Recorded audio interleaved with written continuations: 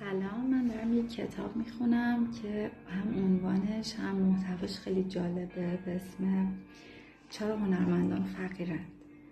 گفتم بیام یه تیکه‌ای از این کتاب بخونم، شاید شما هم علاقه‌مند شدین که این کتاب کامل بخونید. الکس همیشه با یک مدل کار میکرد و از او میخواست همینطور که نشسته به چشمای الکس نگاه کند. این کار برای هر دو تجربه پرشور بود. احساسات و قضاوت‌های مدل از چشمهایش معلوم بود و الکس سعی می‌کرد این تجربه ها را ثبت کند. وی رفته رفته دریافت که احساسات خودش را نیز در مدل تصور می‌کند. نگاه مدل به نگاه آشنایان الکس بدل شد. اغلب اوقات پدرش از چشمهای مدل او را می‌نگریست. آنچه در طراحی پدیدار می‌شد ترکیبی بود از مدل، الکس و سایر کسانی که الکس درون خود داشت.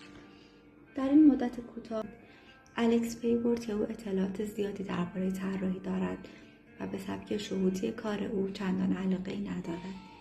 او بیشتر به سبک مفهومی علاقه‌مند بود. الکس طراحیش را شروع کرد. نگاه مدل به نگاه سرزنشگر پدر الکس بدل شد و در همان حین چیزی غیرمنتظره رخ داد. الکس فهمید این پدرش نیست که او را می‌نگرد، بلکه فوکس، مدیر معتبرترین موزه هنرهای مدرن هلند است که نگاهش می‌کند. چشم‌های او آنچه را الکس تاکنون طراحی کرده بود تایید نمی‌کرد.